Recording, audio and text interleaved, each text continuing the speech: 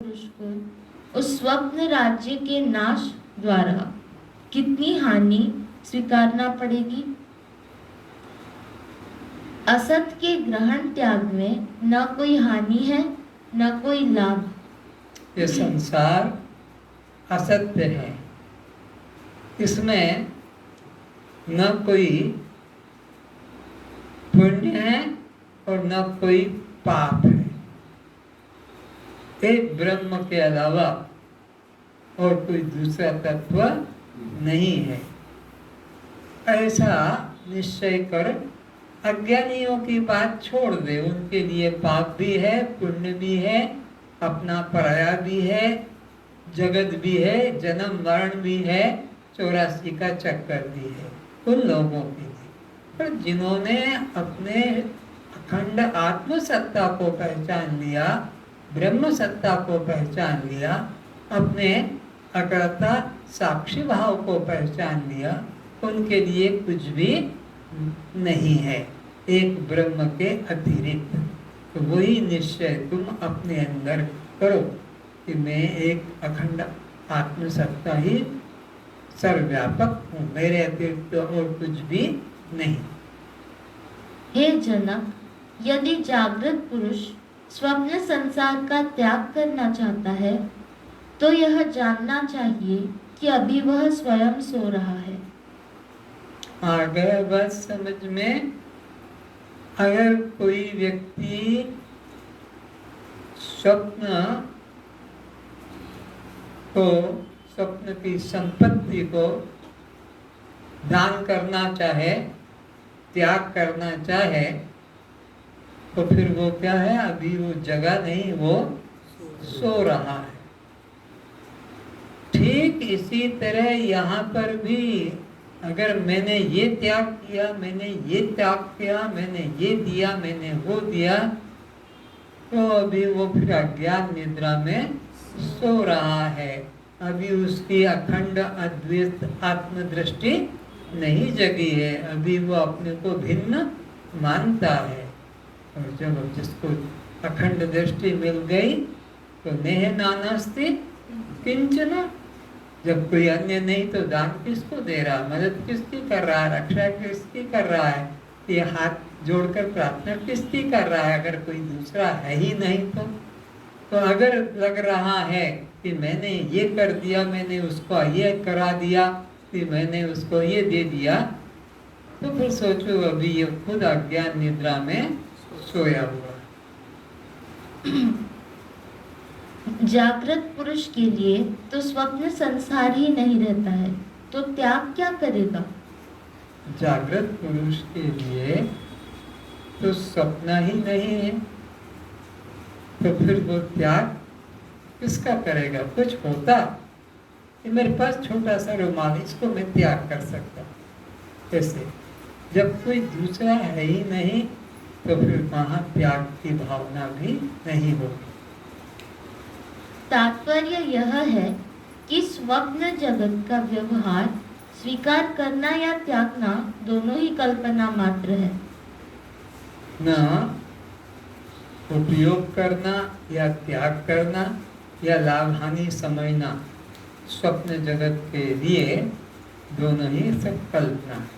स्वप्न ही झूठा है तो वहाँ का लाभ हानि कर्म पाप पुण्य सब झूठा है। वहाँ दान धर्म जो भी हुआ सपने में वह सब झूठा है। इसी प्रकार यहाँ पर भी जो अज्ञान निद्रा में रहकर तुम कर्म कर रहे हो किए हैं, ज्ञान हो जाने पर इन कर्म का कोई उपयोग या कोई महत्व नहीं। ये सब ऐसे ही असत हो जाएंगे, जैसे नींद टूटने से स्वप्न असत हो जाता है, ऐसे ही अपना देह भाव छूटते ही सब यह संसार व्यवहार असत हो जाता है। श्री कृष्ण का संसार के प्रति क्या निर्णय है, सुनिए। अनित्यम असुखम लोकमिमं प्राप्य भजस्व माम्। हे अर्जुन, यह नाम रूप दृश्य जगत सुख से रहित एवं असत्य है, अतः अपने आत्म स्वरूप को ही सत्य एवं सुख रूप जान। कौन सुनता है भगवान की बात? हम तो अपने मन की बात सुनते हैं कि बेटा मेरा हो जाए, पति मेरा हो जाए, पत्नी मेरी हो जाए, गाड़ी मेरी हो जाए, मकान मेरा हो जाए, अच्छा तो मैं सुखी हो जाऊंगा। और उसी अनित्य पदार्थों के संग्रह में सारा जीवन लगा रहता है, सुख की तो बूंद भी नहीं मिलती। भगवान जब कहते हैं अनित्य और असुख, दोनों बातें, ये संसार के पदार्थ, संसार के व्यक्ति, संसार की कुछ भी वस्तु, पहली बात तो अनित्य है, नश्वर है। तो कोई भी नश्वर पदार्थ आपको अखंड आनंद नहीं दे सकता। अखंड आनंद तो वही देगा जो अखंड रहता। कौन अखंड रहता है भाई? न ब्रह्मा, न विष्णु, न शंकर, न दुर्गा, न गणेश, न सरस्वती, न राम, न कृष्ण, न हनुमान, कोई भी अखंड नहीं है। सब आने और जाने वाले, जन्मने और मरने वाले हैं।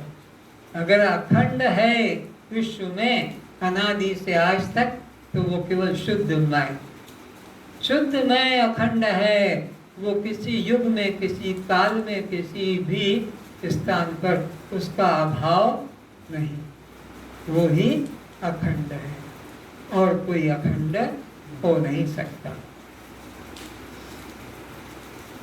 हे आत्मन, कार्य कारण में नाम मात्र का भेद है, अन्यथा वस्तु एक ही है। आभूषण जब तक अपने स्वस्वरूप स्वर्ण को नहीं जानता और अलंकार अपने को स्वर्ण से भिन्न मानता है, तब तक उसका अज्ञान है और इस अज्ञान में ही भेद बुद्धि है। जब तक आप लोगों ने परमात्मा से अपने को एक नहीं जाना है, तभी तक आपको यह सब अलग अलग मालूम पड़ते हैं। जब तक अलंकार ने स्वर्ण से अपने को एक नहीं जाना है, तभी तक ये अलग अलग अलंकार अलग अलग मालूम पड़ते हैं। लेकिन जिसने अपने को स्वर्ण से एक कर लिया, 1000 प्रकार के अलंकार हों, अब वो अलग नहीं। या जिस लहर ने अपने को जल से एक कर लिया, अब हजारों लहरें होती रहे पर वो अलग नहीं है, क्योंकि सबका कारण मूल तो एक ही जल है। तो इस सृष्टि का भी मूल कारण एक परमात्मा है, उससे यहाँ भिन्न कुछ भी नहीं है। भिन्न किसको लगता है? जिसने अपने को परमात्मा से अलग जाना है, उसको ये सब अलग प्रतीत होते हैं। जब वह अपने को चैन, चूड़ी, अंगूठी, कड़ा, कंगन न मानकर अपने सत्य स्वरूप उपादान कारण स्वर्ण को जान लेता है, तब उन अलंकारों की भेद बुद्धि नष्ट हो जाती है। नाम रूप तो मुझ स्वर्ण आत्मा में कल्पित हुए हैं। सब अलंकारों का मैं आत्मा हूँ। सब एक मुझ स्वर्ण से ही निर्मित हुए हैं। हम सब नाम रूप वाले अलंकार एक स्वर्ण से बने हैं, इसलिए हम सब एक ही हैं। एक में विवाद कहाँ, द्वैत में ही विवाद है।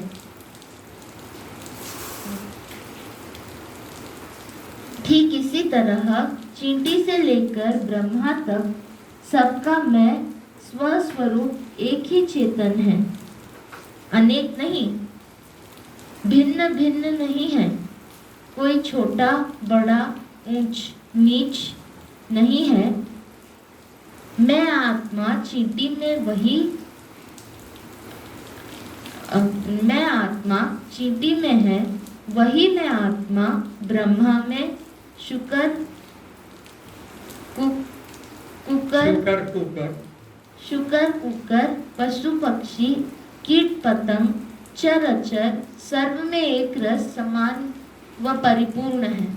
अपनी व्यापकता यहाँ बता रहे हैं कि जो भी छोटे से छोटा हो या बड़े से बड़ा, ब्रह्मा विष्णु शंकर हो या कोई शुकर कुकर चींटी मक्खी मच्छर हो, तो परमात्मा सर्व में व्यापक है, उससे भिन्न यहाँ कुछ भी नहीं है। इस मैं आत्मा के बोध हो जाने पर तू और है, मैं और हूँ, इस भेद बुद्धि का नाश हो जाता है। जब ये जान लिया जाता है कि मैं और परमात्मा अलग नहीं है, जब परमात्मा से अपनी एकता कर ली और वो परमात्मा सब में है, तो हम उससे अलग नहीं है। जिस तरह एक स्वर्ण से सर्व अलंकारों की सिद्धि है, एक मिट्टी से बने सर्व मिट्टी के बर्तनों की सिद्धि, उसी प्रकार एक ही मैं आत्मा से समस्त चराचर की सिद्धि है। जिसके द्वारा जिसकी सिद्धि होती है वह उससे भिन्न नहीं होता है। जिसके द्वारा जिसकी सिद्धि होती है वो उससे भिन्न नहीं होता है। तो अलंकारों की सिद्धि किसके द्वारा हो रही है? स्वर्ण के द्वारा। तो स्वर्ण से वो भिन्न नहीं है। तो इसी प्रकार यह सब की सिद्धि कौन कर रहा है? परमात्मा। तो परमात्मा से कोई भिन्न नहीं है। यह इन सब नाम रूप जगत की सिद्धि किसके द्वारा हो रही? मैं के द्वारा। तो मैं से कोई भी अलग, क्योंकि मैं नहीं होऊंगा तो इनको सिद्ध कौन करेगा कि ये सूर्य, ये चंद्रमा, ये पृथ्वी, ये जल, यह अमक, मैं से सबकी सिद्धि होती है, इसलिए मैं से कोई अलग नहीं। बिना स्वर्ण के आभूषण रहेगा कहाँ? बिना मैं के कोई वस्तु अपने को सिद्ध कर सकेगी? मैं घड़ी हूं, इसको कौन सिद्ध कर रहा है? घड़ी सिद्ध कर रही है, घड़ी को हम सिद्ध कर रहे हैं। तो मेरे द्वारा ये सिद्ध हो रही है। तो कोई भी वस्तु हो मैं के बिना, चाहे वो सुई भी हो, ये सुई है और ये हवाई जहाज है, इन दोनों को, छोटे से छोटे को और बड़े से बड़े को, इस आकार को कौन सिद्ध कर रहा है? केवल मैं। तो मुझसे ये फिर भिन्न भी मैं, जो मेरे से सिद्ध होते हैं वो मुझसे भिन्न कैसे होंगे? अगर मैं ही ना रहूंगा तो उनकी सत्ता ही नहीं रहे। बिना स्वर्ण के आभूषण किसके सहारे आभूषण दिखेगा? इसी तरह मुझ आत्मा करके शरीर से लेकर ब्रह्मा पर्यंत सर्व नाम रूप की सिद्धि है। अतः मैं आत्मा से सर्व की सिद्धि है। अतः मैं आत्मा से सर्व भिन्न नहीं है। तो मुझ आत्मा से सारे जगत की सिद्धि है, इसलिए मुझसे सर्व भिन्न नहीं है। सर्व का प्रकाशक मैं स्वयं प्रकाश हूँ, मेरे से फिर कोई भिन्न नहीं है। इस आत्मा का निर्णय करने में मनुष्य की कौन कहे? ब्रह्मादिक देवता भी मोहित हो जाते हैं। फिर बेचारे सांसारिक षट शास्त्री, पंडित, विद्वान, पुजारी, उपाधिधारी जो अपने को जीव मानते हैं, कि कौन गिनती जो कि वह मैं आत्मा को बिना सद्गुरु की कृपा से जान सके। जो बड़े बड़े पंडित भी हैं, वो इस आत्मा को अपने बुद्धि से, अपने तर्क से नहीं जान सकते। अरे इन पंडितों की बात जाने दो, ब्रह्मा विष्णु शंकर भी नहीं जानते हैं। उसकी शक्ति से ये ब्रह्मा विष्णु अपना अपना काम करते हैं। कहाँ है?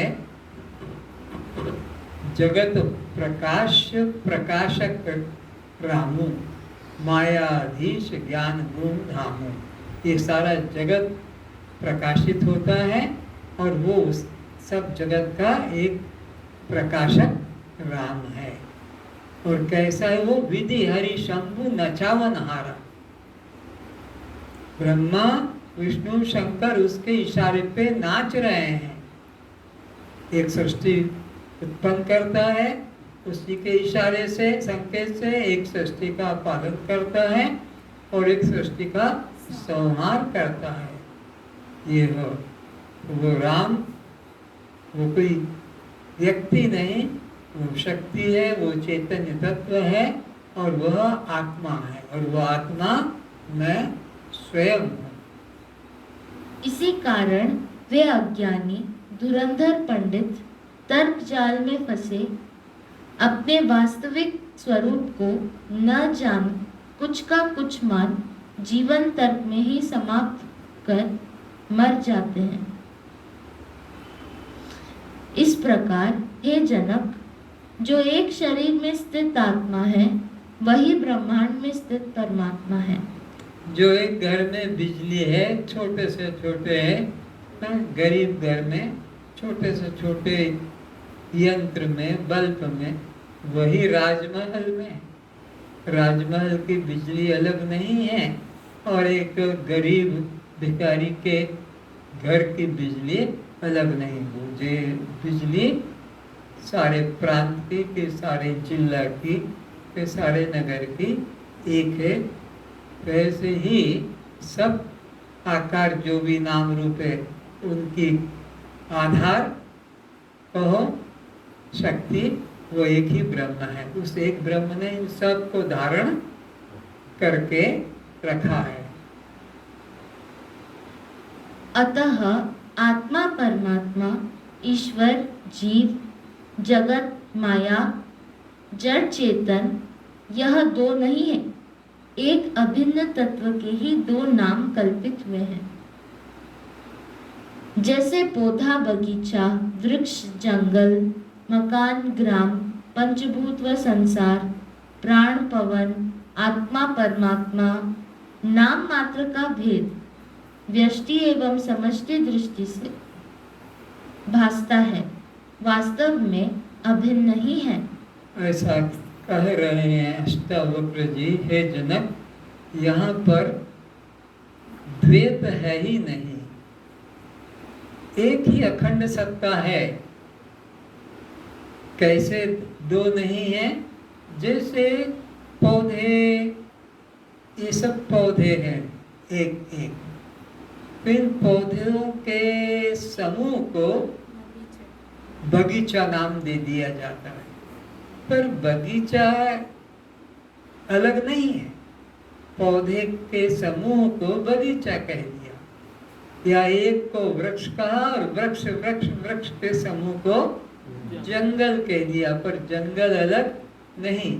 या एक को घर घर घर घर है और घर घर के समूह को गांव नाम दे दिया। लेकिन यह घर और ग्राम अलग नहीं, वृक्ष और जंगल अलग नहीं, पौधा और बगीचा अलग नहीं। ऐसे ही एक शरीर के चैतन्य को आत्मा आत्मा आत्मा आत्मा कह दिया, समष्टि चैतन्य को परमात्मा कह दिया। तो व्यष्टि और समष्टि कहने की बात है, लेकिन एक ही अखंड सत्ता है, यहाँ दो नहीं है। जो अज्ञानी अपने को शरीर मान इस संसार में है उपादेय की भावना करेगा, किंतु जिस ज्ञानी ने इस जगत को अभिन्न आत्म रूप से जान लिया, उसके लिए त्याग ग्रहण किसका एवं कहाँ करेगा?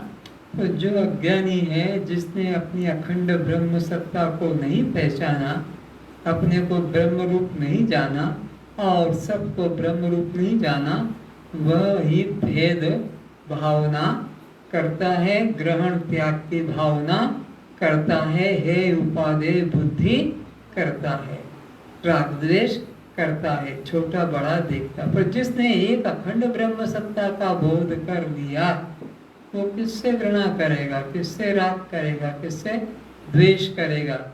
वह तो एक ही तत्व को देखता है, उसकी दृष्टि में कोई छोटा बड़ा ऊंचा नीचा नहीं।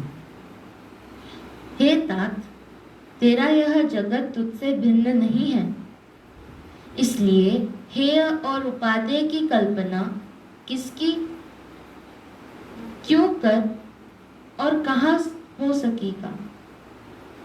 जैसे एक शरीर के अंगों में कौन सा अंग हेय और कौन सा उत्तम कहना मूढ़ता कहलाएगी।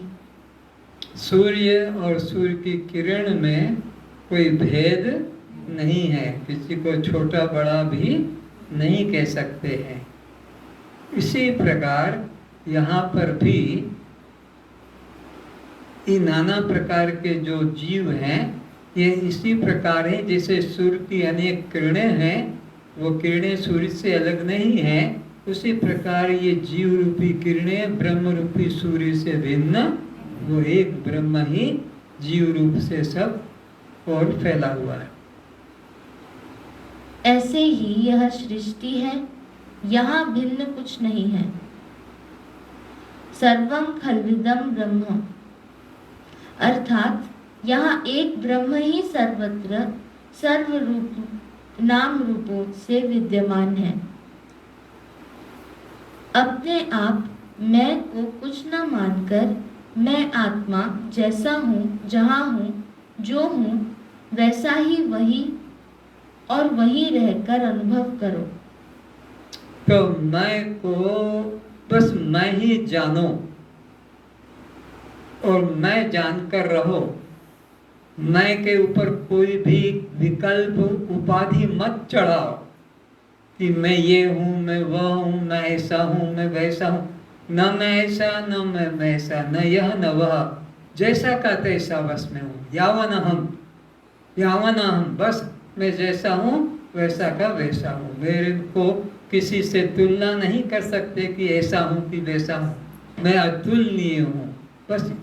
बस मैं रूप में रहो। मैं को कुछ बनाने की चेष्टा मत करो। कुछ और साधन करने की जरूरत नहीं। तुम्हारे में कोई अभाव अपूर्णता नहीं। बस मैं रूप में ही मैं को जानो। लेकिन हम मैं को मैं रूप में नहीं जानकर मैं को हजार रूपों में मैं ये हूँ, मैं वह हूँ, मैं ये हूँ, मैं वो हूँ, ये इत्यादि करते हैं। लेकिन ये सब विकल्प बंधन का कारण है।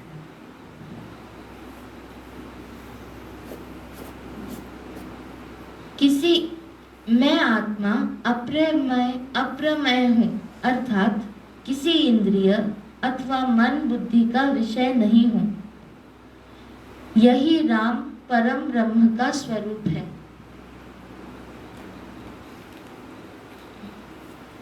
एकस्मिन् अव्यये शान्ते चिदाकाशे अमले त्वयि कुतो जन्म कुतो कर्म कुतो अहंकार एव च। तू एक निर्मल अविनाशी शांत और चैतन्य रूप आकाश में कहाँ जन्म है, कहाँ कर्म है और कहाँ अहंकार है। ऐसा अपना शुद्ध स्वरूप समझना है। अष्टावक्र जी, गुरुदेव जी हम सभी श्रोताओं को अपनी निर्मलता, पूर्णता, अखंडता, व्यापकता का बोध करा रहे हैं कि तू एक अखंड चैतन्य आत्मसत्ता है। तेरे में कहाँ पर कोई प्रकार की कमी नहीं। फिर से कहो। तू एक निर्मल अविनाशी शांत और ऐसा अपने को समझो। ये नहीं कि मैं गंगा नहाऊंगा तब मैं निर्मल हो जाऊंगा या शुद्ध हो जाऊंगा। नहीं, तुम अभी यहाँ के यहाँ जो के त्यों नित्य शुद्ध बुद्ध मुक्त अखंड अविनाशी आत्मा हो। तू एक निर्मल अविनाशी शांत और चैतन्य रूप आकाश में कहाँ जन्म है, कहाँ कर्म है और कहाँ अहंकार है। हे जनक, तू एक अखंड है, अद्वितीय, सर्वव्यापक है। इसलिए तुझमें सजातीय विजातीय स्वगत भेद की शून्यता है। तू निर्विकार, नित्य, शुद्ध है।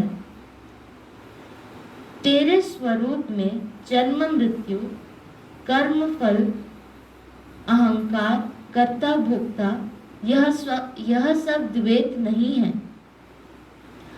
तू अकर्ता होने से, निरहंकारी एवं अभोक्ता होने से, नित्य, निर्मल, वासना न होने से, आकांक्षा रहित, निरीह, निर्लेप आत्मा ही है। सबको अपना ऐसा शुद्ध स्वरूप मन में निश्चय करना है, लेकिन आप निश्चय नहीं कर पाते हैं क्योंकि आपका पड़ोसी जो सब समय है, उस पड़ोसी से आपने घनिष्ठता कर ली है। ये देह तुम्हारा पड़ोसी है। जैसे मकान हमारा पास में है, हम मकान के पास में है और मकान को हम अपना मान ले कि मैं 3 मंजिला मकान में रहने वाला, 3 मंजिल पर रहने वाला अपने को 3 मंजिला मकान मान ले, ये तो मूर्खता है। या सफेद कपड़े पहनने वाला अपने को काला व्यक्ति और सफेद मान ले, कि पीला कपड़ा पहनने वाला अपने को पीला मान ले, तो ये तो मूर्खता है। कपड़े का रंग पीला है, मकान 5 मंजिल का है, पर मैं तो इन 5 से अलग, 5 का प्रकाशक या नीले पीले कालों रंगों का प्रकाशक, उन रंगों से मैं तो न्यारा हूँ। तो यह अज्ञानता है कि यह अपने को देह रूप में मानता है। तुझसे भिन्न अन्य के अभाव में पाप किससे होगा? जब कोई दूसरा है ही नहीं, करता है नहीं, वह मरता है नहीं, तो फिर पाप कैसे बनेगा? पाप के लिए तो कोई दूसरा चाहिए ना। स्त्री को पुरुष चाहिए या पुरुष को स्त्री चाहिए, या धनी को कोई डाकू चाहिए, डाकू को कोई धनी चाहिए, तब जाकर उनके साथ में जो व्यवहार होगा प्रतिकूल, तब वो पाप बनेगा, और अनुकूल हो जाएगा तो पुण्य बनेगा। तो पुण्य के लिए भी दूसरे का होना जरूरी है और पाप के लिए भी दूसरे का होना जरूरी है। जब यहाँ कोई दूसरा है ही नहीं तो काहे का पाप? दीवार से सर फोड़ के रोगे क्या? है? जब कोई है ही नहीं तो न पाप है न कोई पुण्य है। पाप के लिए भी दूसरा चाहिए और पुण्य के लिए भी दूसरा चाहिए। जिसने एक अखंड ब्रह्म सत्ता को मन में धारण कर लिया है, अब उसके लिए पाप किस बात का और पुण्य भी किस बात का। और जानते हो,